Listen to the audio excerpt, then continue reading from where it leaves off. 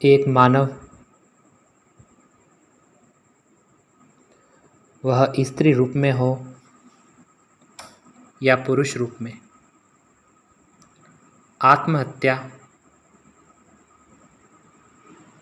तब करता है जब उसे यह संसारी सत्य दिखता है। इस संसार में रहने वाले मानव, विषय वस्तु, यही उसे सत्य दिखाई पड़ते हैं। तब वह आत्महत्या करता है। परंतु जब उसे यह मालूम पड़ता है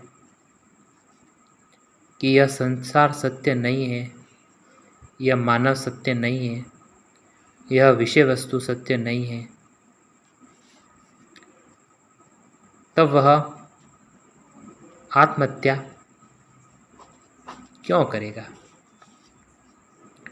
यहाँ तक कि वह जिस शरीर में है वह भी सत्य नहीं है।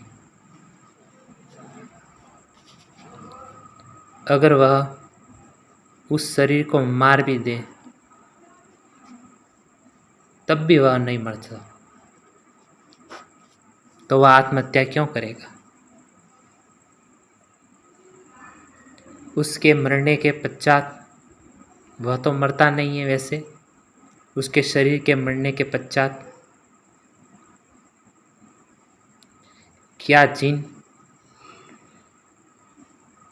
विचारों के कारण उसने आत्महत्या की थी वह विचार रहेंगे? रहेंगे तो कितने समय रहेंगे?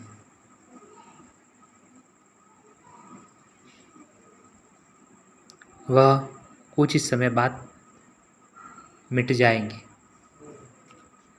यह विचार दूसरे लोगों के हो सकते हैं,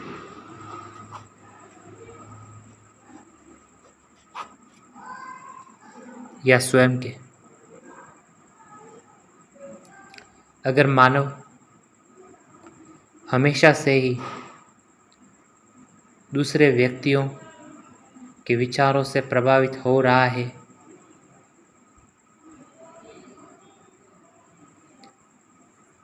कि उसके बारे में वो क्या सोचते हैं,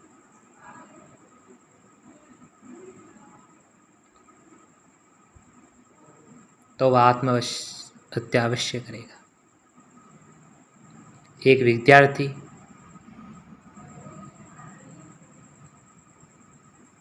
जब विद्या अर्जन करता है तो उसे सिर्फ किताबी ज्ञान सिखाया जाता है कि उसके इस विषय में इतने नंबर आएंगे या अंक आएंगे, तब वह भविष्य में ऐसा ऐसा करेगा। परंतु भविष्य किसने देखा है?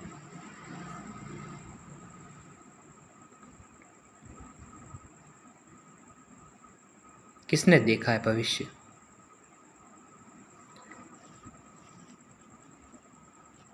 हमने देखा है तो केवल वर्तमान को देखा है और भूतकाल की यादों को देखा है। भविष्य तो आया ही नहीं, तो उसकी कैसी चिंता? जो है वह वर्तमान है। किंतु विद्यार्थी भविष्य को सत्य समझ बैठता है।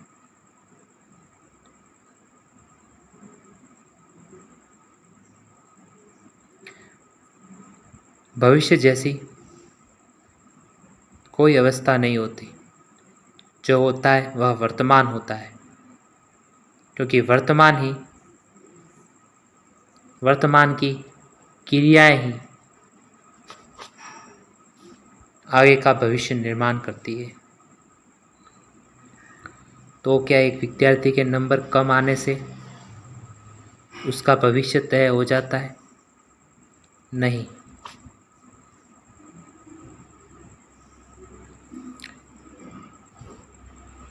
यह भौतिक ज्ञान है।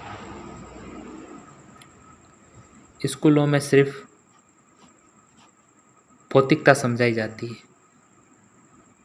आध्यात्मिकता नहीं। अगर एक विद्यार्थी को या प्रेमी प्रेमिका को सत्य समझ बैठता है, प्रेमिका प्रेमी को सत्य समझ बैठती है, किंतु वास्तव में दोनों में से कोई भी सत्य नहीं है, दोनों मिथ्या है और एक भ्रम है।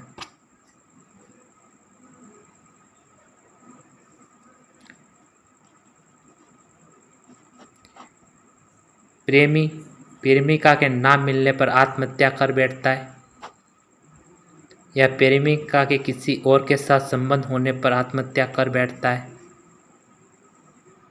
या प्रेमिका प्रेमी के इन्हीं कारणों से आत्महत्या कर बैठती है, और कभी कभी दोनों ही आत्महत्या कर बैठते हैं।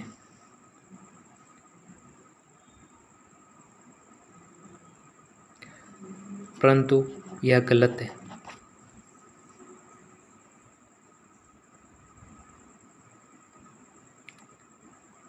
आत्महत्या क्या है? आत्महत्या वास्तव में शरीर की होती है। अगर कोई ऐसा समझता है कि वह आत्महत्या कर रहा है या शरीर को किसी भी रूप में समाप्त कर रहा है, तो वह मर जाएगा। यह उसकी बेवकूफ़ी भरी या बेवकूफ़ी भरा कार्य है, क्योंकि शरीर के मरने के पश्चात भी वह नहीं मरता है।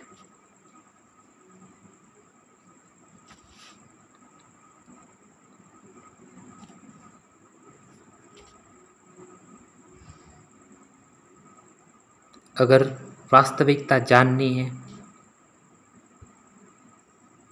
तो जो मर चुके हैं उनसे जाकर पूछो कि भाई या बहन,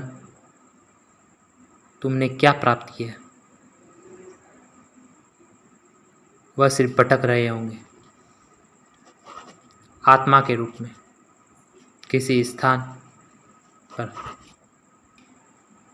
और तब तक उन्हें शरीर प्राप्त नहीं होगा जब तक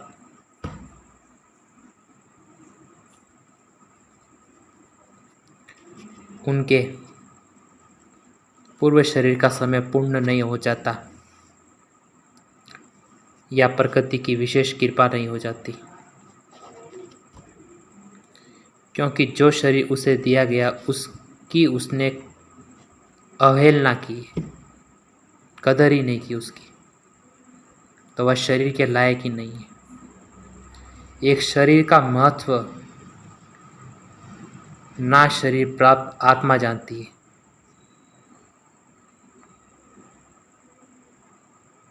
तो शरीर प्राप्त है आपको, यह परमात्मा की आप पर बड़ी अनुकंपा है। तो आपको जो मानव शरीर मिला है, यही बड़े सौभाग्य की बात है। दूसरी बातें तो व्यर्थ है। पहली बात, आपको ये जो मानव शरीर मिला है, यही बड़े सौभाग्य की बात है।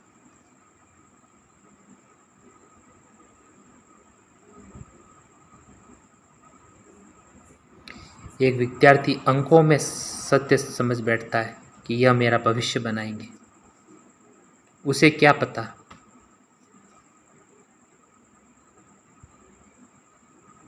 कि वह अंक आगे क्या होगा। कभी कभार आईएएस, डॉक्टर, इंजीनियर, अभिनेता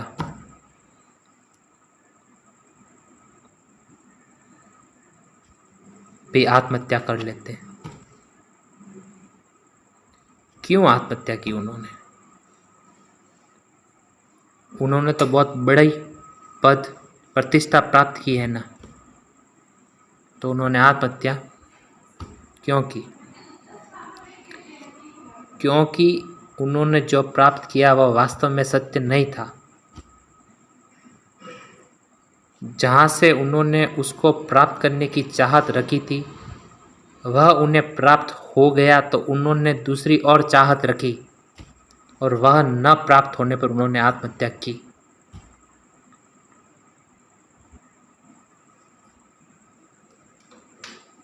तो सत्य रहा क्या?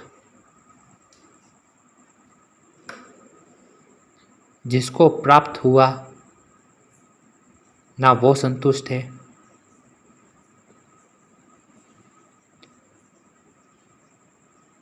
और जो प्राप्त करना चाहता है ना वो संतुष्ट है।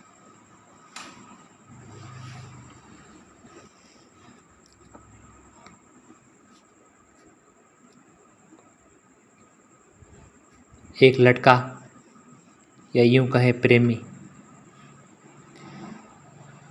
किसी लड़की से प्रेम करना चाहता है, किंतु अगर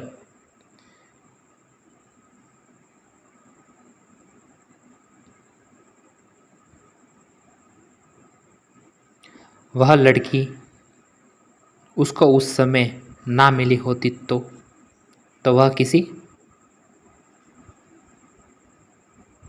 दूसरी स्त्री की चाहत करता, और अगर वो स्त्री उसे उस समय पर ना मिली होती तो वह किसी तीसरी स्त्री की चाहत करता, और अगर तीसरी उस स्त्री भी उसे उस समय नहीं मिली होती तो वह किसी चौथी स्त्री की किसी और समय चाहत करता। चारों में से सत्य कुछ भी नहीं है, चारों ही मिथ्या है। उन चारों में से अगर कोई एक भी उसे प्राप्त हो जाए किसी समय में, किसी परिस्थिति में,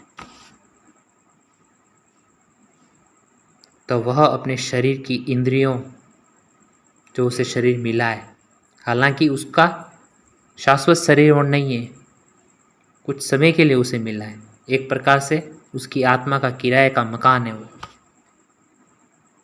जब उसका समय पूर्ण होगा तब वह छूट जाएगा। जिससे प्यार करना था उससे उस मानव ने प्रेम ना किया, वो उसके भीतर बैठी आत्मा थी और उसने उस स्त्री से या स्त्री ने उस पुरुष से प्रेम किया जो कि एक समय पर समाप्त हो जाएगा। अध्यात्म का ज्ञान ना होने पर वह बड़ी बड़ी बातें भी कर सकते हैं कि हमने तो एक दूसरे की आत्मा से प्रेम किया है। आत्मा से प्रेम करने वाले समस्त आत्माओं से प्रेम करते हैं, क्योंकि समस्त आत्माओं में कोई भेद नहीं है। वह आत्मा हर एक मानव में विराजमान है।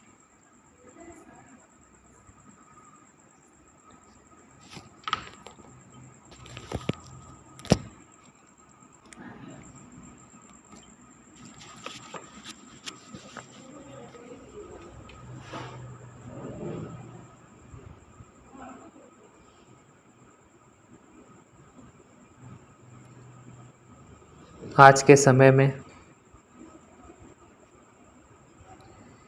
एक लड़की या एक लड़का एक दूसरे के आकर्षण में विवाह कर बैठते हैं। जिन्होंने उनको पाला पोसा उनका ख्याल किए बगैर, और पालने पोसने वाले भी बड़े मूर्ख हैं।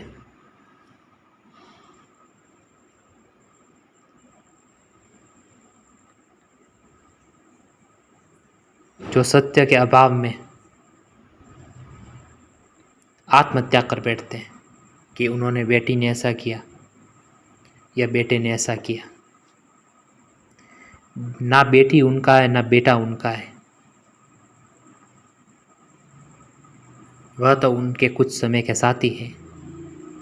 जब एक मानव का शरीर ही उसका नहीं है, एक मानव रूप शरीर है जो कि आत्मा का वस्त्र है, वह उसे कुछ समय के लिए प्राप्त हुआ है, तो कोई दूसरा वस्त्र उसका कैसा हो सकता है?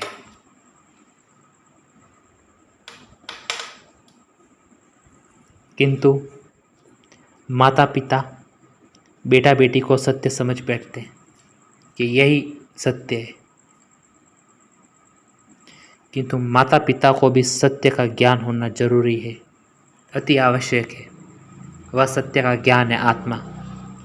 जब माता पिता को यह मालूम पड़ता है कि वह शरीर नहीं आत्मा है, जिन्होंने उनको जन्म दिया है उनके अंदर भी आत्मा है, यह सब आत्मा है, और यह शरीर पंच तत्वों से बना है, इसमें इंद्रियां ज्ञानेंद्रियां हैं। अज्ञानवश एक आदमी या व्यक्ति, स्त्री पुरुष, जब तक उसे आत्मा का ज्ञान नहीं होता तब तक वह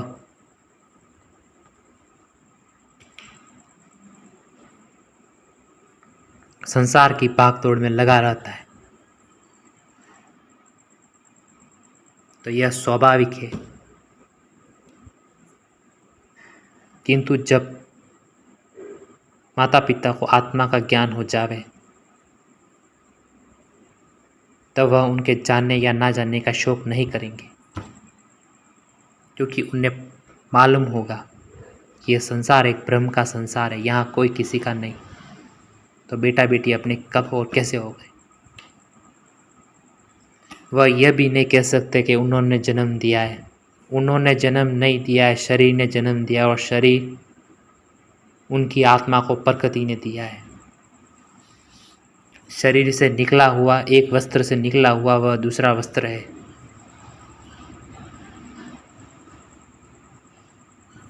मोह करना है तो वस्त्रों से नहीं, अपनी आत्मा से करो।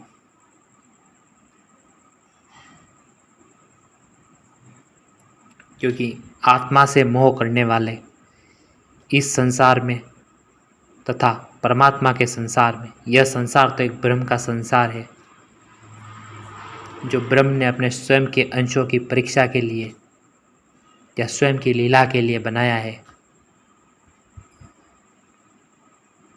जिसमें उसके अनंत अंश सब लीला कर रहे हैं, क्रियाएं कर रहे हैं।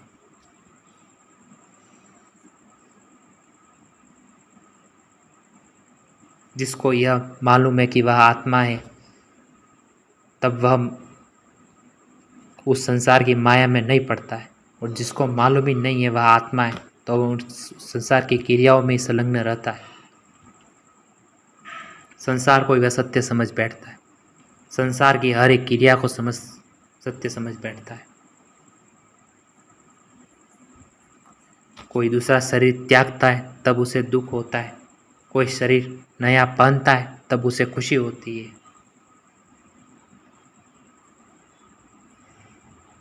ना जन्म लेने वाला सत्य है, ना मरने वाला सत्य है, दोनों ब्रह्म की स्थिति है।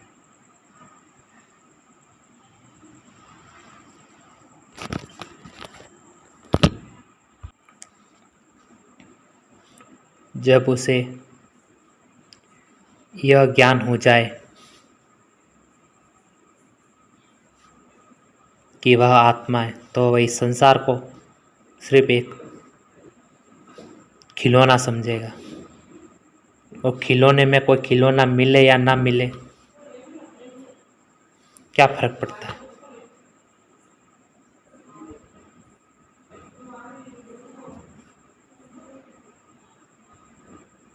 खिलौना तो टूट जाता है,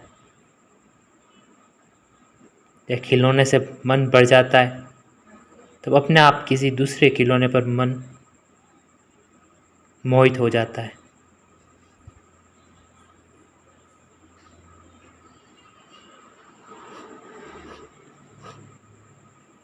इसलिए जो माता पिता अपने बच्चों की ऐसी करतूतों पर आत्महत्या करते हैं, वो माया के द्वारा ठगे जाते हैं। और जो ब्रह्म का हाथ पकड़कर शाश्वत सत्य को समझ बैठते हैं, वह जानते हैं कि वह परमात्मा के अंश है तथा परमात्मा इस सत्य है, और उसे उस संसार में, इस माया के संसार में भेजा गया था जब उसे यह मालूम पड़ जाता है, यह सत्य उसे समझ आ बैठता है कि वह आत्मा है, तो वह इस संसार से किसी से कोई ना द्वेष रखता है, ना इस शरीर में अहंकार आने पर उसकी बढ़ोतरी करता है, ना क्रोध करता है, ना लोभ करता है, ना मोह करता है। वह कुछ भी नहीं करता। वह कर्म अवश्य करता है, किंतु बस इस शरीर के पालना तक।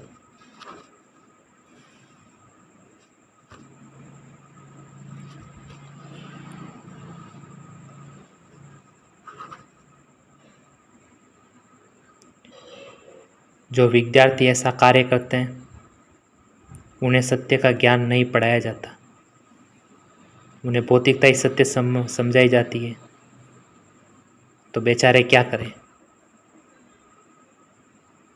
बाल्य बुद्धि होती है बालक की, शरीर को समाप्त कर बैठते हैं। एक लड़का लड़की शरीर के चक्कर में भाग जाते हैं।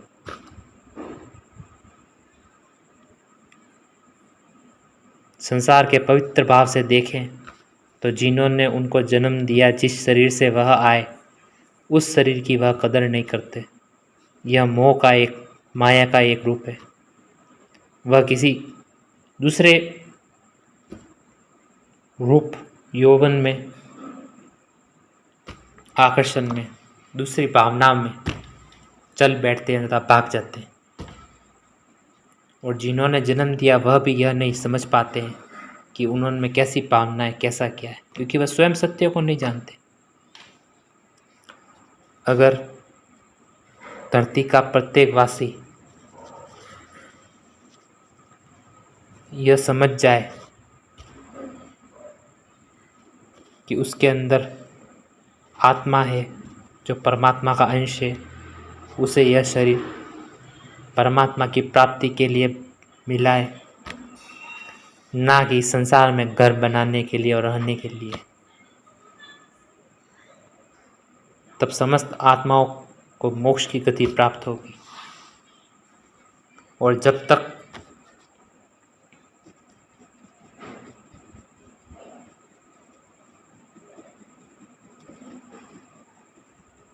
अधिकतर मानवों को यह नहीं मालूम, वो विश्वास भी नहीं करे। यह विश्वास करने जैसी क्या है, ये तो सत्य है। इस सत्य को समझा जा सकता है, परखा जा सकता है, किंतु यह ध्यान, भक्ति और वैराग्य से समझा और परखा जाता है। यह कोई भौतिक चीज़ नहीं या वस्तु नहीं कि आपको प्रमाण दिया जा सके। यह अनुभूति वाली बात है। बात तो क्या है, यह बात से भी परे की स्थिति है। जिन्होंने इन्हें समझा, जिन्होंने इन्हें पाया, तो भारत के महापुरुष थे। आदि शंकराचार्य, कबीर, रविदास, मीरा, गोरखनाथ आदि।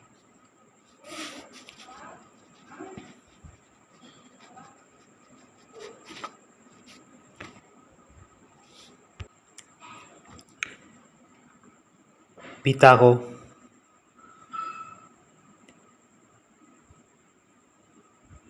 एक पत्नी कर्म रूप में स्वीकार करनी चाहिए। एक पत्नी को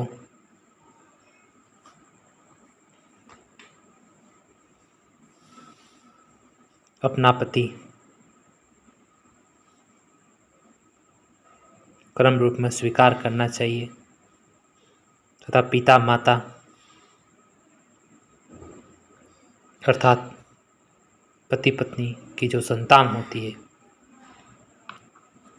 उसको सिर्फ कर्म रूप में स्वीकार करना चाहिए कि परमात्मा की कृपा से जो प्रकृति ने हमको यह शरीर दिया है, इस शरीर से जो संतान उत्पन्न हुई है, उस संतान, उस शरीर का जो दायित्व हमें सौंपा है उसे पालना, पोसना, बड़ा करना, वह बखूबी अपना कार्य करें, उसका मोह ना करें, ना अपने शरीर का मोह करें। अगर किसी की आकस्मिक मृत्यु हो जाए तो भी शोक ना करें,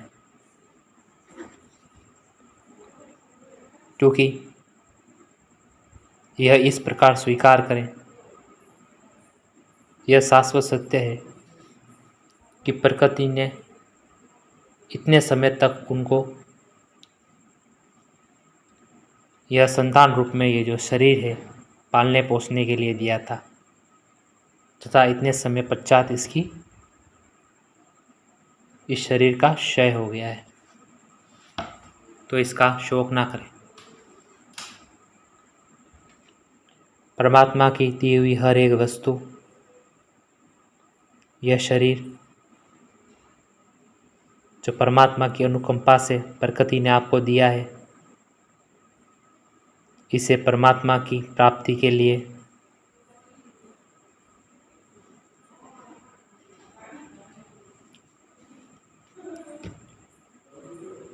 योग्य बनाएं, परमात्मा की प्राप्ति का कार्य करें तथा संसार के कार्य को कर्म समझकर सिर्फ कर्म करें,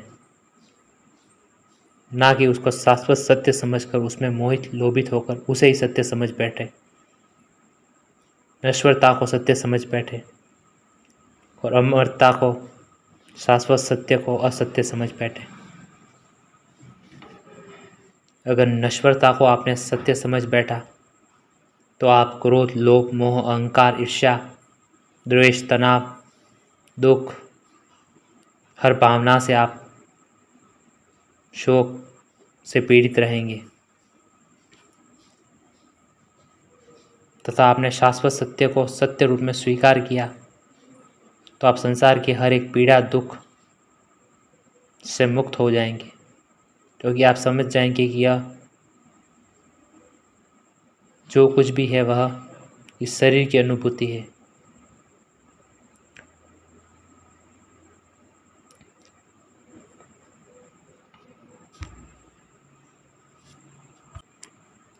संसार के अत्यधिक मानव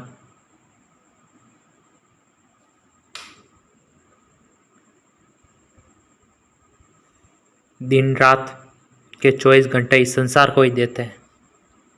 सोना, खाना पीना, गप्पे मारना, कार्य करना, दिनचर्या को घुमाना, बस व्यर्थ कमाना, गंवाना है, सिर्फ गंवाना। जब आपको शाश्वत सत्य की अनुभूति होती है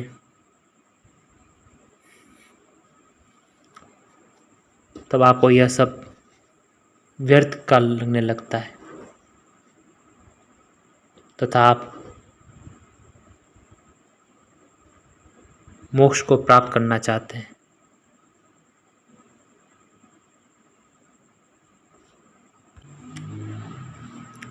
इसलिए संसार को सत्य ना माने, संसार को सिर्फ इस शरीर का कर्म माने, शाश्वत सत्य परमात्मा को माने, उसको प्राप्त करने का कर्म करें। अगर आपने उसको प्राप्त करने का कर्म नहीं किया और संसार को इस हर समय दिया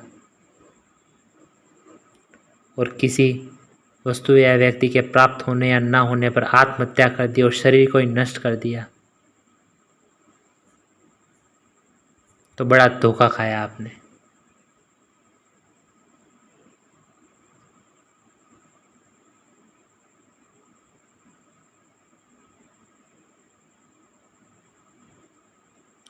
अगर किसी दुर्घटना में किसी व्यक्ति का शरीर क्षतिग्रस्त हो जाता है तब वह इतना दुख से पीड़ित होता है कि वह यह समझता है कि वह अब कभी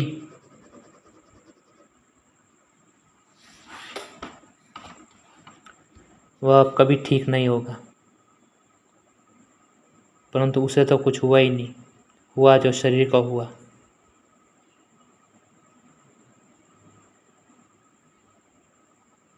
वह हर समय शोक से पीड़ित रहता है। किसी दुर्घटना में शरीर विकृत हो जाए तो वह अत्यधिक तनाव में रहता है, हर समय दुखी रहता है वह।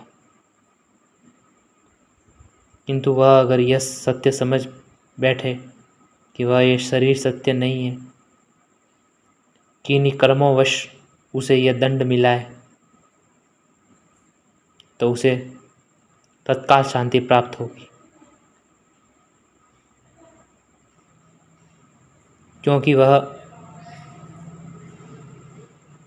जिनके बारे में यह सोचता है कि वह जब संसार के किसी रास्ते पर जाएगा, चौराहे पर जाएगा, तो लोग उसे देखेंगे, उसके बारे में क्या सोचेंगे। जब उसे सत्य मालूम पड़ता है तब ऐसा सोचना बंद कर देता है, क्योंकि उसे पता है कि यह मिथ्या है। वह मानव भी मिथ्या है, यह संसार भी मिथ्या है।